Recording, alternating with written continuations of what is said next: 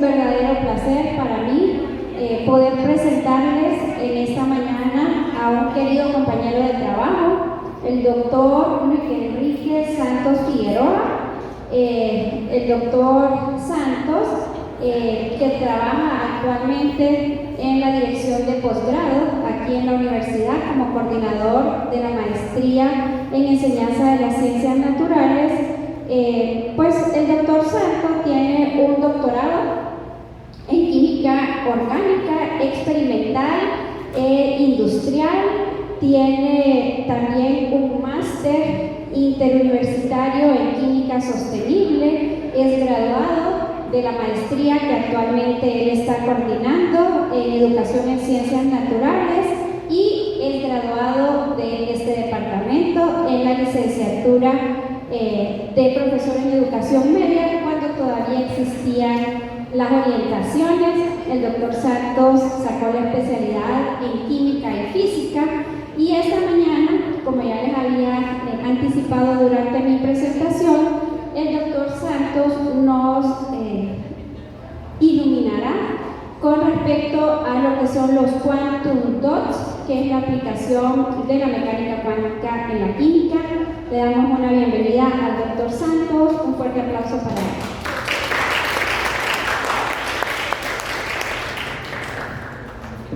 Muchísimas gracias por tu invitación. Dentro de todo, lo que voy a resaltar es que soy docente del Departamento de Naturales y que estos temas evidentemente me gusta conversarlos, me gusta comprenderlos y divulgar un poco de ciencia, y por eso la invitación fue fantástica. Así que muchísimas gracias por venir. Bien, el día de hoy que estamos hablando de cuántica, normalmente se asocia mucho a física, pero los químicos queremos rescatarlo desde el punto de vista de la aplicación. De hecho, gran parte de lo que van a poder ver en los laboratorios de física que se está mostrando ahora, de los espectros de absorción y de emisión, tienen sus mejores aplicaciones en el campo de la química. Así que este es el caso de los puntos cuánticos.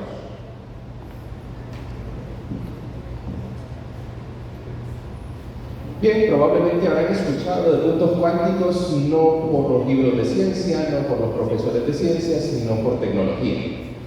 Y últimamente suenan muchísimo los puntos cuánticos porque generan billones de colores. Y eso, por supuesto, le da una ventaja a los televisores. Los famosos QLED que están vendiendo ahora, la Q es justamente de quantum dots. Así que cada vez que vean un televisor de nueva generación, estamos hablando de puntos cuánticos ya aplicados, que ya están en el mercado, que ya se pueden comprar y que tienen una gran ventaja con respecto a la cantidad de colores que muestran, pero también al hecho de que tienen contrastes más altos. Lastimosamente el proyector no nos funciona a esa definición como para que podamos ver bien las diferencias, pero en un televisor convencional tipo LED lográbamos 16 millones de colores y en un televisor con quantum dots se llega a 1 billón de colores. La cantidad de colores es incomparable y de hecho hay matices que solamente se pueden ver en estos televisores. Para la gente que le gustan los videojuegos, son televisores que responden mucho más rápido, que nos permiten tener menor latencia y que nos permiten ver mayores contrastes. Así que son sumamente útiles en esta clase de tecnologías. Pero además, un poquito más aplicado a las ciencias, también empiezan a aparecer puntos cuánticos en bioimágenes, es decir, en esas imágenes de células, de moléculas y de tejidos que se hacen por contraste. En sus clases de biología probablemente han utilizado las tinciones, ponerle un color a las cosas. Pero aquí estamos hablando no solamente de ponerles color, sino de ponerles color de forma muy selectiva y a cosas cada vez más pequeñas. Por ejemplo, lo primero que tenemos es el poder tener moléculas individuales. Eso no se podía hacer antes. Estamos hablando del 2000 para acá. Los últimos 25 años han sido una gran revolución porque podemos llegar a esos niveles. Podemos tener también moléculas dentro de células específicas que están vivas, y eso también es un gran salto. Antiguamente se podían tener células siempre y cuando estuvieran en el laboratorio bien conservadas y no podíamos ver la evolución de esa célula. Probablemente se hicieron en algún laboratorio donde tomaban células vegetales y las llevaban al microscopio, era casi una fotografía. Ahora podemos tomar un video de ver cómo se está moviendo la célula y cómo se desplazan los diferentes tejidos, órganos que estamos señalizando. En el caso de matrices más complejas, como tejidos en organismos vivos, también nos permite diferenciar un tejido del otro. Y finalmente, quizá la mejor aplicación que estamos viendo en los últimos 5 años es que podemos darle seguimiento a células vivas dentro de un organismo. Eso nos permite hacer diagnóstico y hacer tratamientos en vivo. Si, por ejemplo, una persona se cree que padece de cáncer, se puede pedir las células cancerígenas con un quantum dots y luego dar el mismo tratamiento en el momento. Es decir, ver cómo va funcionando el tratamiento a medida que vamos viendo las células evolucionar. Esa es una gran tecnología de los últimos 10 años, no es tan vieja. Esto que vemos aquí son técnicas de nanomedicina en las cuales los quantum dots empiezan a aparecer. Lo que mencionábamos, poder señalizar una célula cancerígena, digamos que ya lo podíamos hacer. Ya existían las nanopartículas funcionalizadas que atacaban exclusivamente una célula cancerígena. Pero darle tratamiento en el momento en que la señalizamos es la siguiente evolución, y es lo que han permitido los quantum dots. Es decir, la localizamos e inmediatamente la atacamos y la destruimos. Podrán pensar que esto es cosa de universidades sumamente famosas, estamos hablando del MIT, de Harvard, de Oxford, pero aquí en Honduras, en la zona de Libre, que está en Roatán, en Próspera, ya se están haciendo tratamientos de esta clase. La zona Próspera, quitándole toda la parte política, pues ha creado un laboratorio de bioimagen y de uso de células, tanto de células madres como de aplicaciones celulares tipo quantum dots, donde ya se está utilizando esta tecnología. Así que aquí en Honduras, si alguno de ustedes se especializa en biotecnología, podría llegar a trabajar ahí con esta clase de tecnologías aquí mismo. Pero bien, ese es el preámbulo. Normalmente los profesores empezamos al revés, damos la definición y luego las aplicaciones. Yo he querido iniciar con las aplicaciones, en especial porque si teníamos personas más jóvenes, evidentemente esto es lo que llama la atención. ¿Qué son estos puntos cuánticos? Eso es a lo que vamos a dedicar los próximos minutos, a tratar de explicarlos. Y quizá lo primero que necesitamos señalar es que son nanopartículas. Pero no cualquier nanopartícula, son nanopartículas de semiconductores. Ya probablemente el día de hoy ya les explicaron lo que son las nanopartículas, ya les hablaron de esa escala nana, ¿verdad? Que estamos hablando de la 1.000.000.000ª parte de un metro, eso es un nanómetro. Y para hacer una referencia, para tener una idea de en qué escala estamos trabajando, pues si nosotros agarramos 1 centímetro y lo dividimos entre 10, tenemos 1 milímetro. A eso estamos acostumbrados. Bueno, pues si agarramos 1 milímetro y lo dividimos entre 1.000.000, tenemos 1 nanómetro. Esa es la escala en la que estamos trabajando. Una escala muy pequeñita, pero no la más pequeña que ha manipulado el ser humano. También quiero aclarar eso. De hecho, para que tengamos también un contraste, esta es una fotografía del microscopio electrónico donde tenemos un cabello humano que ronda más o menos los 80.000 nanómetros de diámetro, de lado a lado. Hay cabellos más finos, cabellos más gruesos, pero más o menos por ahí anda el promedio, ¿ok? Cuando hablamos de puntos cuánticos, estamos hablando de partículas que andan entre 2 y 10 nanómetros, es decir, 10.000 veces más pequeño que un cabello humano. Muy pequeñito, no lo podemos ver a simple vista, y sin embargo, una de las características importantes es que tiene efectos macroscópicos que sí podemos ver, y es ahí donde está la revolución de las aplicaciones. Cuando hablamos de la nanoescala, también hay que aclarar que le llamamos nanopartículas a aquellas cosas que están entre 1 y 100 nanómetros. Por encima de 100 nanómetros ya no estamos hablando de nanopartículas, y por debajo de 1 nanómetro tampoco estamos hablando de nanopartículas. Hay cosas más pequeñitas, evidentemente. Si comparamos cosas a las que estamos más acostumbrados, por ejemplo los virus, este virus del VIH, que es uno relativamente mediano, tiene 90 nanómetros de diámetro. O sea, entra dentro de las nanopartículas, pero apenas. Se le enlaza algo y ya queda fuera, entra más al mundo molecular. El virus de la hepatitis B es un poquito más pequeño, de 42 nanómetros. El ADN tiene un grosor, un diámetro de 2 nanómetros, es decir, ahí estamos hablando de la nanoescala. Y una molécula de glucosa tiene más o menos un radio de 1 nanómetro. Digo más o menos porque realmente no es circular. La dopamina, que es una molécula un poquito más pequeña, tiene estas dimensiones. Aquí sí ya vemos que no estamos hablando de una esfera. Tiene punto 71 por punto 56 por punto 39 nanómetros. Esto es más pequeño que la nanoescala. Y ya cuando hablamos de esta clase de moléculas que tienen muchos átomos, ya necesitamos escalas más pequeñas. Usamos femtómetros y empezamos a trabajar con átomos individuales, empezamos a trabajar con electrones, con protones, con todo lo que la maestra Marina ya les explicó hace unos momentos. Pero bien, cuando hablamos de nanopartículas que andan entre 1 y 100 nanómetros, a nivel de síntesis hay dos formas de hacerlas. La forma más abrupta, que es agarrar una partícula grande y partirla en pedacitos cada vez más pequeños hasta que lleguemos a esa escala. Agarrar un ladrillo, partirlo en dos y así sucesivamente. No llegamos a nivel de átomos, llegamos a nivel de nanómetros, más o menos el tamaño de las moléculas. Y la otra forma es partir de átomos y empezar a construir con los átomos pequeñas agrupaciones, clúster, que lleguen a esos tamaños. Entonces tenemos esas dos formas de síntesis, ir de lo más grande a lo más pequeño o ir de lo más pequeño a lo más grande. Y nos quedamos aquí, en el intermedio.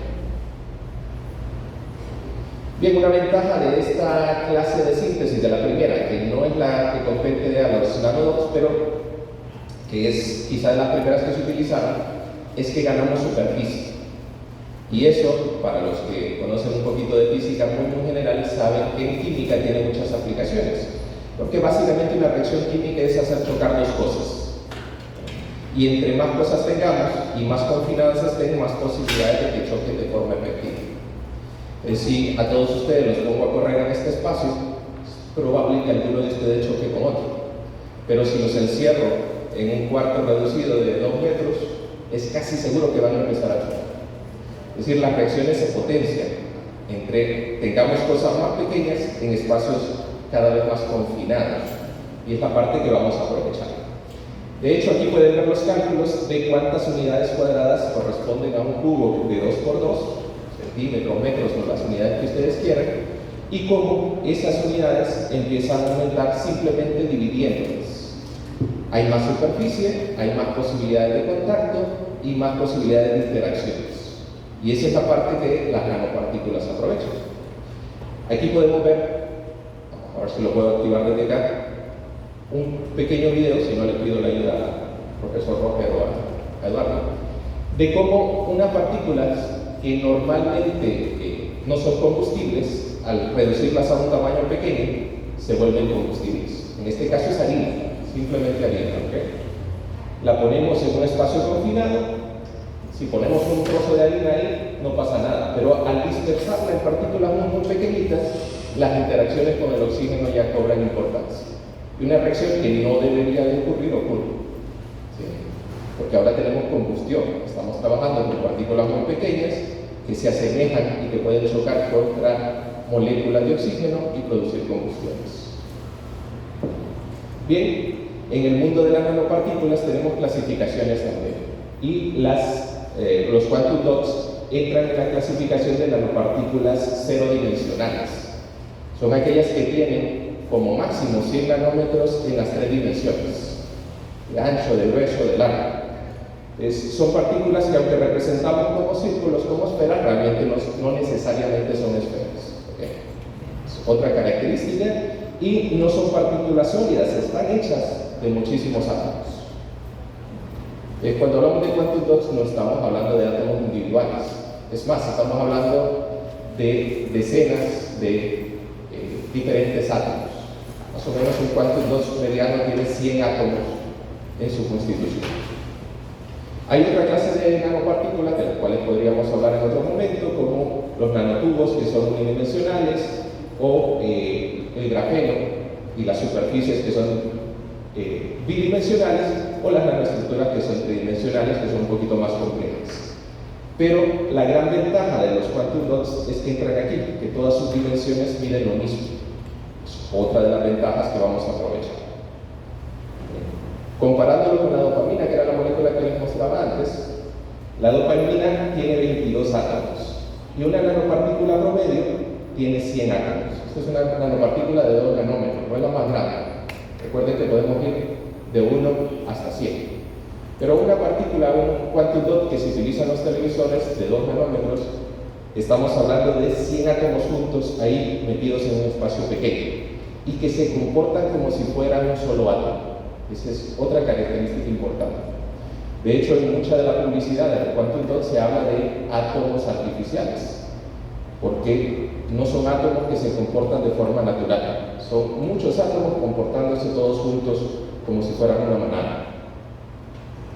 Y por supuesto, son tan importantes que uno de los premios Nobel de Química recientes fue otorgado justamente por el descubrimiento y síntesis de los puntos cuánticos o quantum dots. Estamos hablando del premio Nobel del 2023, donde 3 científicos lograron demostrar las aplicaciones de estos quantum dots y la base científica teórica de cómo funcionan y qué son. Vamos a aprovechar un poquito de la historia de ellos para mostrar y explicar un poco más al respecto. Este científico, el doctor Oleg Ekimov, es ruso, estaba desarrollando su tesis doctoral más o menos en los años 70-80, es decir, estábamos en plena crisis, estábamos en Guerra Fría, y allá, estando en Rusia, pues tenía un poco aislado el poder publicar sus resultados al mundo. Pero una de las cosas que le llamaba la atención era el estudiar los vitriales. Si han ido a alguna iglesia, han visto vídeos de muchos colores. Eso que parece tan común para nosotros tiene una de las incógnitas que se resolvió hasta hace muy poco, hasta la década de los 80. Y era por qué los cristales hechos de una sola material tenían diferente color. Antiguamente se podían hacer colores utilizando diferentes sustancias. De hecho, las vasijas que utilizaban los griegos, que utilizaban los egipcios, los romanos, lo que hacían era combinar metales. Por eso se envenenaban, porque generalmente usaban metales pesados. Pero para cada color utilizaban una sustancia diferente. En el caso de los vitriales no. Estábamos utilizando la misma arena de base, estábamos utilizando los mismos metales de base y aún así había algunos vitriales de un color y otros de otro. La técnica se desarrolló antes de entender el porqué. Y eso era lo que estaba estudiando este científico allá en Rusia. Pues bien, la publicación que salió en 1985 sobre el efecto del tamaño cuántico en microcristales semiconductores. Todavía no se hablaba de quantum dots, pero fue la primera publicación a nivel mundial donde se empezó a estudiar esta clase de comportamiento. Eran cristales muy pequeñitos de materiales semiconductores de cadmio, donde aparecían algunos efectos que no deberían estar apareciendo, como el que les acabo de mencionar. Un mismo cristal, simplemente variando su tamaño, tenía diferente color. Eso contradice la lógica macroscópica. Si yo tengo un material, tiene un color, y si tengo otro material, tiene otro color. Tiene diferentes espectros. Pero aquí no, estamos hablando de un mismo material. En este caso estudió cristales de selenuro de cadmio, de sulfuro de cadmio, de bromuro de cobre y de cloruro de cobre. Y empezó a medir sus absorbancias, sus emisiones, todo su espectro óptico, lo que están viendo en el laboratorio de física, pero variando el tamaño del cristal. Y se dio cuenta que esta era la explicación de los vitriales. ¿Por qué tienen diferente color? Porque está utilizando partículas de diferente tamaño. Años 80, primera vez que se descubre esto. Por supuesto, de nuevo le voy a pedir la ayuda a Héctor.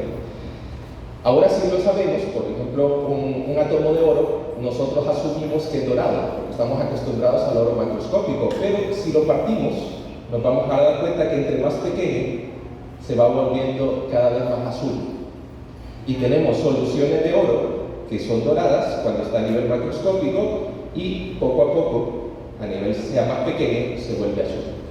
De hecho, la naturaleza ya sabe de esto. Hay algunas nanoestructuras naturales, por ejemplo, en esta mariposa, que tiene ese color azul no por su composición, sino por el tamaño de esas estructuras.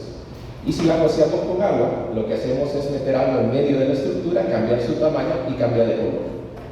No le estamos haciendo nada químico, no estamos cambiando el tipo de material, solo el tamaño.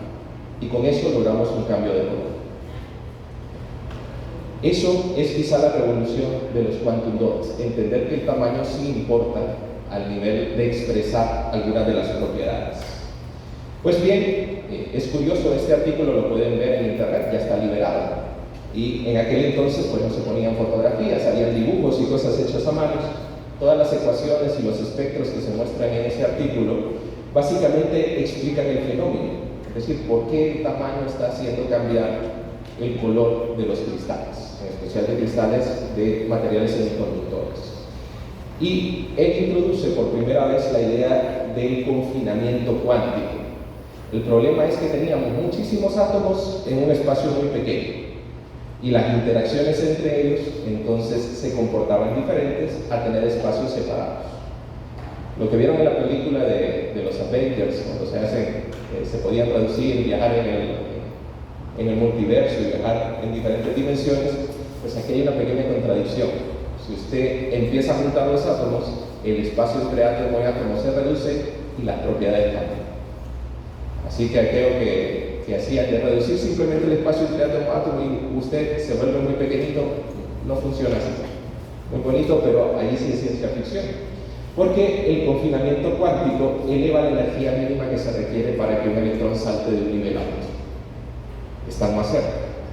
Y los electrones se comportan casi como una manada, se comportan con tendencias, se van moviendo de forma similar y su comportamiento entonces deja de ser el que normalmente tienen cuando están aislados.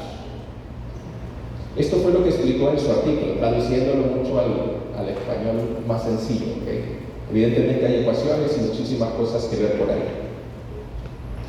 Bien, pues otro científico ahora en Estados Unidos, aquel era un ruso que estaba bastante aislado, su publicación no tuvo mucho impacto, pero este científico que estaba en Estados Unidos en la década de los 70, cuando había una crisis de petróleo enorme a nivel mundial, en especial en Estados Unidos, pues se dispuso a estudiar fuentes alternativas de energía, y una de ellas era producir hidrógeno. Porque estamos viendo que hasta ahora empieza a aparecer la tecnología, autos de hidrógeno, celdas de hidrógeno, se empezó a estudiar en esa época.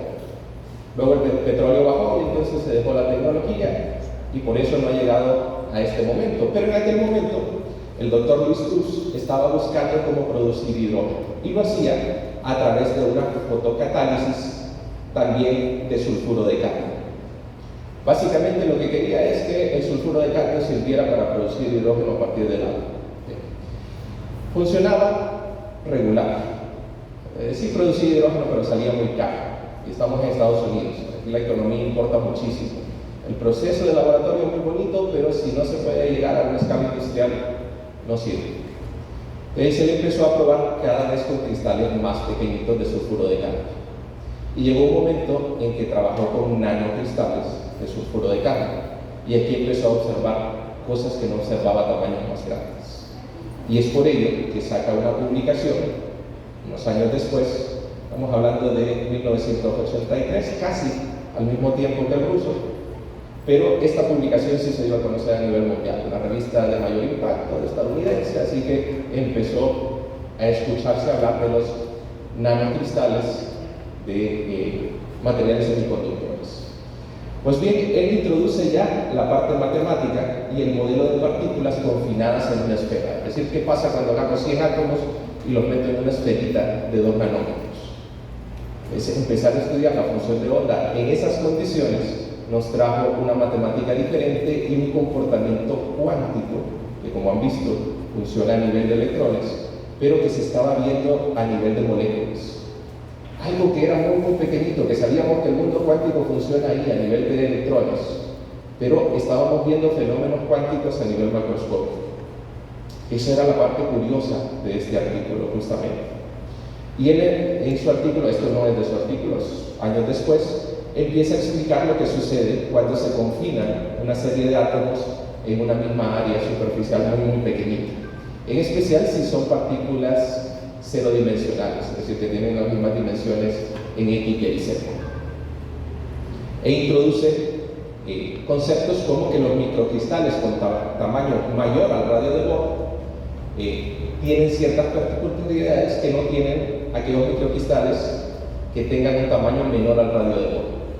¿Por qué es esto importante? Porque ya hace unos minutos les explicaron justamente que la visión cuántica de los átomos nos habla de probabilidades y de estadística. Nos habla de que los electrones no se comportan como partículas siempre. Todos estamos acostumbrados a ver instrumentos musicales donde al variar la longitud de algo, las ondas también varían. Por ejemplo, en una guitarra, entre más se acerca al agujero, al diapasón, usted empieza a escuchar sonidos cada vez más agudos. O en una flauta, entre más tenga superficie, los sonidos se vuelven más graves. Pero las ondas siguen siendo las mismas ondas de sonido confinadas en un espacio cada vez más pequeño. Y en ese caso, pues cambia justamente la tonalidad. Aquí lo que estaba cambiando era el color. ¿Por qué? Porque el color y el sonido tienen algo en particular. Ambos se pueden expresar a nivel de ondas. Así que estamos viendo el color como ondas y a los electrones comportándose también como ondas, pero a nivel macroscópico. Esa es la parte curiosa. Pues bien, lo que concluye básicamente, traduciendo por supuesto toda la matemática, reduciéndolo mucho, es que el tamaño de esos microcristales aumenta la energía fundamental de los electrones y que el potencial de ionización y afinidad electrónica se modifica. Todos estudiaron la tabla periódica y vieron cómo cambiaba el potencial de ionización, la energía de afinidad, la electronegatividad de un átomo a otro. Bien, pero aquí estamos viendo cómo cambia al juntar muchos átomos en un mismo espacio. Aquí hay una diferencia. Explicando esto muy brevemente, no me voy a meter a complicarlos, pero en el mundo macroscópico estamos acostumbrados a energía continua. Hablamos de energía potencial y energía cinética. Un balón que está en su estado más bajo tiene energía potencial, a medida que sube tiene energía cinética y luego esa energía cinética se puede trasladar otra vez a energía potencial. Pero el valor lo podemos encontrar en diferentes puntos y podemos medirlo y utilizar las leyes de Newton para saber dónde está en qué momento. En el caso de los electrones ya sabíamos que eso no funciona así y que tenemos dos posibilidades o algunas posibilidades cuantizadas de energía. Es decir, la energía puede tener este valor o puede tener este, pero no los intermedios. Alejarme un poquito de él. Lo que tenemos entonces son dos orbitales, y aquí la teoría de orbitales atómicos moleculares que ustedes ven en bioquímica, que ven en química 2, donde decimos cuando tenemos dos átomos y se quieren unir entre ellos se crea un orbital molecular con un espacio que está ocupado de electrones y otro que no. Y los electrones pueden saltar de ese espacio que tiene mucha energía, que está ocupado, a un espacio que tiene, digamos que la menor energía de los que están desocupados. Y aparece el HOMO y el LUMO y todo lo que han visto a nivel de química. De hecho, es muy probable que hayan hecho este laboratorio, espero que sí, de poner diferentes sustancias en un mechero y que nos da diferentes colores, ¿sí? Un espectro de emisión. ¿Qué es lo que hacemos? Excitar los electrones para que salten de un nivel a otro y cuando regresan liberan energía. Hasta ahí vamos bien, así se comportan los átomos. ¿Sí? Y gracias a eso es que en el laboratorio de física van a poder ver los espectros de absorción y emisión. Una especie de arcoíris que tiene bandas oscuras en aquellos espacios donde un átomo, un electrón en particular, ha absorbido energía que después puede liberar para generar un espectro de emisión. En este caso es el del hidrógeno. Eso a nivel atómico se puede explicar, tiene interacciones cuánticas también, porque estamos hablando de electrones. De hecho, el fenómeno de fluorescencia también se conocía, es básicamente lo mismo. Tenemos un átomo que puede absorber energía y luego la libera en forma de luz visible. Absorbe energía ultravioleta y la libera como luz visible. La naturaleza ya utiliza fluorescencia, muchos animales que fluorescen en el océano. También podíamos hacer esto. En la década de los 90 ya éramos capaces de hacer tinciones. Aquí lo que tenemos es justamente la división celular y podíamos tener diferentes partes de la célula. Pero para hacer esto teníamos que congelar la célula, básicamente, fijarla, teníamos que tener cada una de esas partes con sustancias diferentes. Y muchas veces eso mata la célula. Ese era un gran problema de la biomedicina a inicios de la década de los 90. Podíamos tener, pero matábamos las células, así que no podemos hacerlo en un organismo vivo, porque lo terminaríamos matando. Usábamos cosas muy tóxicas. Y es justamente lo que los puntos cuánticos empiezan a transformar. Los puntos cuánticos, como tienen muchísimos átomos, no solamente uno, en lugar de tener diferentes niveles de energía de manera individual para cada electrón, lo que tenemos es el conjunto, la manada de electrones, y empiezan a crear bandas en lugar de niveles o de orbitales moleculares. Lo que tenemos es una banda de valencia y una banda de conducción. Los electrones pueden saltar de la banda de valencia a la banda de conducción y hacer el mismo fenómeno que hacen los electrones de forma individual, pero ahora lo hacen todos juntos. ¿Qué ventaja tiene eso? Que ahora tiene 100 electrones saltando de la misma manera. Si usted salta en este podio, probablemente va a sonar un poquito. Si nos ponemos todos a saltar al mismo tiempo, lo vamos a destruir. Y lo que se logra es colores muchísimo más intensos. Florecen con mayor capacidad. Le damos un poquito de energía, saltan todos los electrones, regresan y emiten un color muy, muy intenso. Como las partículas a nivel de tamaños más pequeñitos tienen más espacio entre esos orbitales, entonces requieren saltos más grandes. Para hacer ese salto grande se absorbe más energía y cuando regresa el electrón se libera más energía. Por eso partículas pequeñitas se emiten en azul, que tienen mucho más energía, y partículas grandes se emiten en rojo, que tienen menos energía. ¿Okay? Por supuesto estoy simplificando mucho las cosas.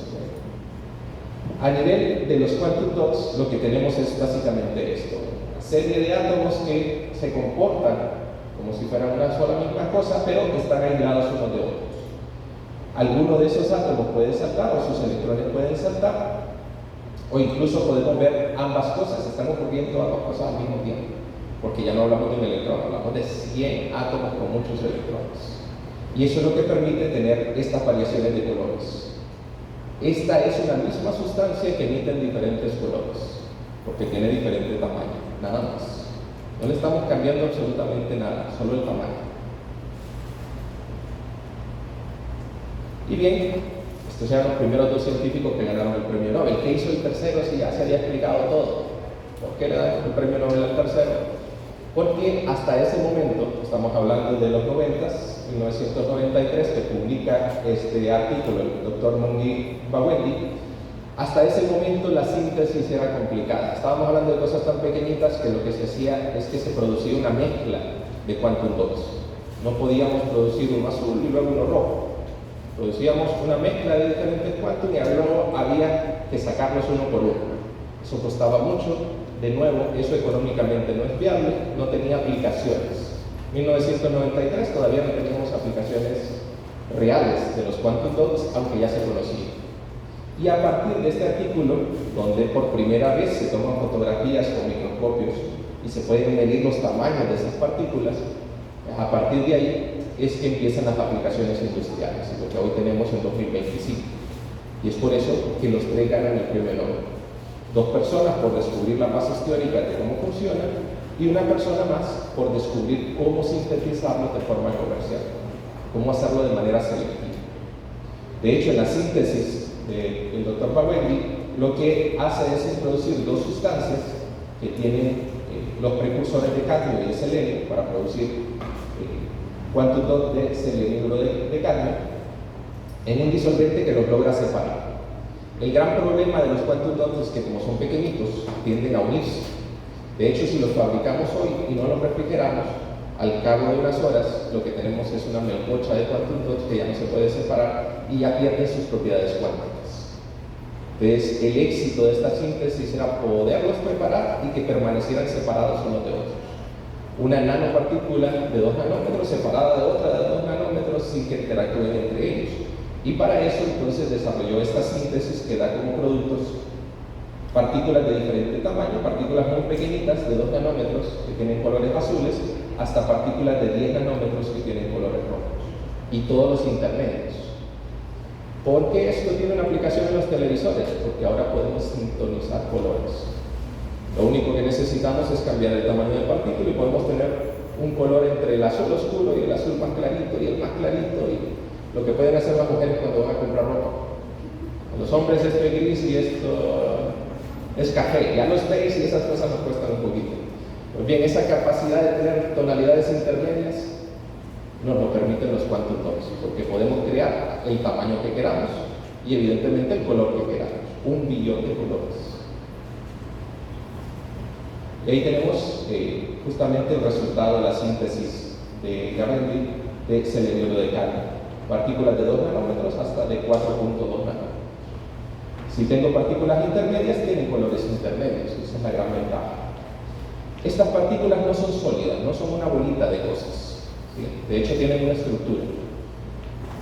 Tienen un núcleo que generalmente es un semiconductor de cadmio, de plomo o de otros materiales.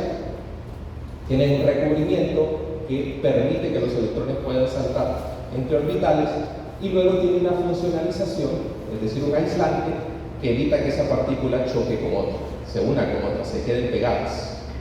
Ese es el éxito de esta síntesis, darle ese último toque. Ya las podemos producir, las podemos aislar y que permanezcan del tamaño que queremos. En esta técnica lo que se hace es que la misma síntesis en el segundo cero, si sacamos una muestra, va a tener color violeta. Si le damos un minuto más a esa síntesis, tiene color azul.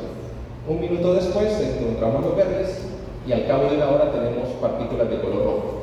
Y si nos tardamos un día, ya no tenemos nanopartículas, ya tenemos una melcocha de cosas. Así que el tamaño se va regulando por el tiempo. Eso es sumamente práctico. Es la misma síntesis, el mismos reactivos, el mismo precio, y tengo diferentes colores de diferente tamaño, y tengo cosas que brillan mucho más que todo lo demás, porque los electrones saltan de golpe, saltan muchísimos al mismo tiempo. Y es ahí justamente donde la publicidad de los quantum dots empieza. 1 billón de colores, por primera vez tenemos 1 billón de colores en las pantallas. Hablo de los televisores, pero los celulares también están utilizando los quantum dots, porque es una tecnología que nos permite mejor claridad, mejor definición, muchísimo más color. La tecnología LED que estábamos utilizando antes utilizaba un LED blanco y luego filtros para sacar colores. Entre más filtros tenía, más colores podíamos tener, pero tiene su limitante. En un espacio relativamente pequeño usted no puede meter 1 billón de filtros, así que no podía tener 1 billón de colores. Ahora los quantum dots, como son tan pequeñitos y cada uno genera un tipo de luz diferente, entonces tenemos 1 billón de colores en un espacio muy pequeño. Y las pantallas además pueden ser flexibles, porque estamos hablando de partículas que no se van a quebrar, no son filtros sólidos, son básicamente suspensiones coloidales de nanopartículas. Y por eso es que tenemos en la actualidad aplicaciones tales como esas. Tenemos bioimágenes que nos pueden generar aplicaciones donde podemos rastrear. Este es un artículo real donde tenemos marcadores tumorales, 3 diferentes marcadores tumorales hechos de la misma nanopartícula de café a nivel de quantum dots, y que nos muestra tumores que son benignos y tumores que son malignos. De tal manera que podemos decir, este tumor es maligno, como están hechas de metal, yo las puedo irradiar, darles luz ultravioleta, empiezan a vibrar, generan calor y queman el tumor. ¿Qué luz ultravioleta? La que le corresponde a ese tamaño. De tal manera que puedo quemar directamente en el organismo mientras estoy viendo la imagen, puedo quemar el tumor. Y esa es la mejor aplicación que podemos darle justamente a los quantum dots. Pero quizá una de las que empieza a sonar, en especial en la tecnología china, es que también se pueden utilizar para fabricar celdas solares, paneles solares muchísimo más efectivos. Porque ahora no hablamos de un solo material, sino de un mismo material que se comporta de diferentes maneras y que puede absorber temperaturas o absorber energía, cuando está muy iluminado, pero también cuando está opaco. Cuando tenemos el cielo muy azul y cuando lo tenemos muy rojo. ¿Qué hacemos? Activar un tamaño diferente. Cada quantum dot se comporta diferente aunque esté hecho del mismo material. Y esa es la gran ventaja que nos aporta esta tecnología. Bien, con esto voy terminando porque si no me llevo todo el tiempo. ¿Qué son los quantum dots? En resumen, nanopartículas semiconductoras cero dimensionales que tienen entre 2 y 10 nanómetros, que presentan fotoluminiscencia en función de su tamaño. Van variando su color y sus propiedades electrónicas y ópticas están definidas por comportamiento cuántico, no a nivel macroscópico. Y finalmente que tienen muchísimas aplicaciones macroscópicas para todo. Con esto espero que más o menos haya quedado claro qué son y por qué ganaron el Premio Nobel del 2023. Muchísimas gracias. Bueno, si hay alguna pregunta también se vale, con eso estoy diciendo.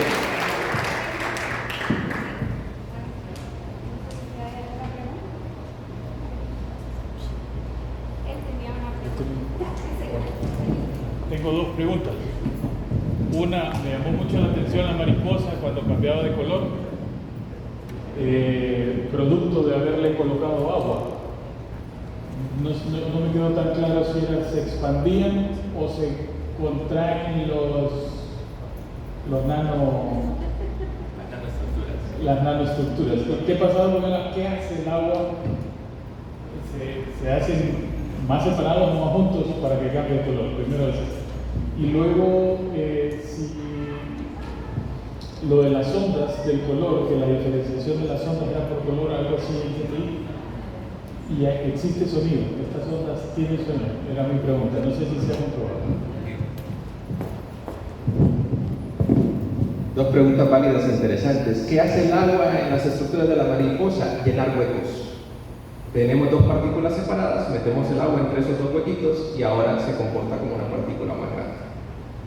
Al ser más grande, la luz que refleja en él es diferente a la luz que reflejaban las dos estructuras pequeñas. Por eso se ve, pasa de azul a verde. Esa es toda la diferencia, el tamaño. ¿Sí? No está haciendo nada químico, no está transformando nada, no está expandiendo ni contrayendo nada, está llenando un hueco. Y eso es todo. ¿Bien? Respecto a la otra pregunta, ¿qué pasa con el sonido? Bueno, luego tenemos a un físico que nos puede explicar que el sonido requiere un medio diferente para comportarse. ¿Okay? De hecho, en el espacio, por ejemplo, no podríamos tener sonido, pero sí luz. Porque aunque siguen siendo ondas, estamos hablando de ondas de diferente tamaño. Todo el espectro electromagnético, la gran diferencia sigue siendo el tamaño. Las longitudes de onda, la distancia entre una onda y otra, hace que algo sea azul, algo sea rojo, algo no lo podamos ver, sea ultravioleta, algo sea infrarrojo, o sea ondas de radio que puedan transportar sonido. Así que no lo podemos escuchar, por lo menos no con los medios característicos que normalmente tenemos. No lo vamos a descartar, pero necesitaríamos un medio para que esas ondas se trasladen, y este fenómeno está ocurriendo a esa escala, a nivel de color, más o menos entre 400 y 800 nanómetros. ¿Alguna otra pregunta? ¿Más dudas? ¿Cuánto cuesta un televisor? ¿Qué televisores usan? Espero que tengamos un patrocinador la próxima vez. Le invitamos a Samsung y ahora sí les explico diferencias de tecnología.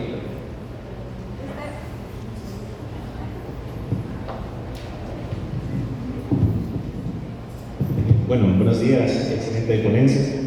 Mi consulta era con un gráfico que se había mostrado, donde aparecía un cuadrito rojo, un cuadrito verde y un azul, que pues, hace resemblanza al RGB, que era para los tenis y todo eso.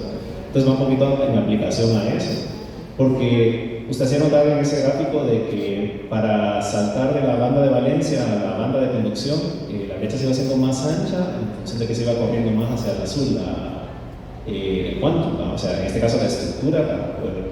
Entonces la pregunta es que a nivel de, pensando en un tele por ejemplo, el consumo de energía entonces de un tele de quantum dot tendría que ser mayor al un LED o LED convencional, ¿verdad? Pensaría yo, porque claro, esto para poder excitar, si se cabe el término ahí, esos quantum dots más chiquitos que emiten azul, me imagino que tiene que invertir más energía para eso. En tanto que el LED, por ejemplo, pues como es uniforme, lo que tiene básicamente es que digamos, que ilumina en realidad con el cristal líquido con LEDs, esa cosa, para el principio de funcionamiento. Entonces es como un gasto más uniforme y más económico, podríamos decir, que un tele de quantum. Entonces la pregunta es esa, usted tiene que invertir más energía entonces para que funcione un tele de quantum dot a uno convencional como los que estamos usando en la actualidad. Muy buena pregunta, y la respuesta es justamente por lo que se están volviendo populares. No, consumen menos energía, no más. La gran ventaja es que no hacemos saltar un electrón. vamos, un conjunto, 100 electrones al mismo tiempo, entonces generan suficiente energía con el mismo potencial. Es decir, para hacer excitar un electrón y que salte de un nivel a otro, requiere cierta cantidad de energía. Pero es la misma para hacer saltar 100 electrones que están en un quantum dot, que me da mucho más luz. Entonces es mucho más eficiente y por eso se está utilizando en paneles solares, porque demuestran una eficiencia de más del 30% con respecto a la tecnología anterior. Y en el caso de los LED los están sustituyendo, porque no solamente nos dan más colores, sino que son energéticamente más eficientes. Esa es la ventaja. Tenemos otra pregunta. Buenos días, muy buena exposición, muchísimas gracias. La pregunta me surge porque dijo que los átomos no tienen un comportamiento ordinario, por así decirlo, lineal. Entonces, ya considerando el cuánto una partícula subatómica, podríamos decir que si un átomo se vuelve a excitar, vuelve a tener energía, vuelve a tener movimiento, va a hacer que la cadena vuelva a crecer, me imagino. Así que esto podría ser que para el momento de nosotros poder tener una amalgama de colores, vayamos a tener una tonalidad distinta, entonces no vaya a pasar un lapso de tiempo o tendría que tener condiciones especiales. Bien, esa es la razón por la que se ganó el premio Nobel. No necesitamos condiciones especiales. La misma condición nos genera diferentes tamaños. Y recuerden que no excitamos átomos, excitamos electrones, cosas todavía más pequeñitas. No es el átomo saltando de un nivel a otro, no son los 100 átomos, son los electrones que tienen esos 100 átomos, con lo cual son más. Esa condición, simplemente variando el tamaño, nos permite que la síntesis sea sumamente eficiente, porque yo mezclo los dos reactivos y simplemente voy agarrando muestras. Yo ya sé en qué minuto se generan los quantum dots de qué tamaño. Y si yo lo quiero azules, entonces me espero unos segundos, si yo lo quiero rojo, me espero unos minutos, y exactamente lo mismo, sin mejor diferentes condiciones. No expliqué la síntesis aquí porque no quería meter mucho química, pero en la síntesis, lo que realmente regula la síntesis es un tratamiento termal, cambiar temperaturas, pero es la misma para todo. Es decir, igual para producir cualquier sustancia química necesitamos variar presiones y temperaturas. En este caso variamos presiones y temperaturas, pero tenemos muchos productos de una misma síntesis, lo que se conoce como one pot, una síntesis hecha en un mismo lugar de diferentes productos. Esa es tecnología verde, porque antes necesitábamos gastar muchos recursos para producir cada sustancia, y cada síntesis dañaba el ambiente, producía tóxicos, generaba residuos. Aquí estamos produciendo cientos de sustancias en una sola reacción. Esa es la gran ventaja, y por eso el premio Nobel.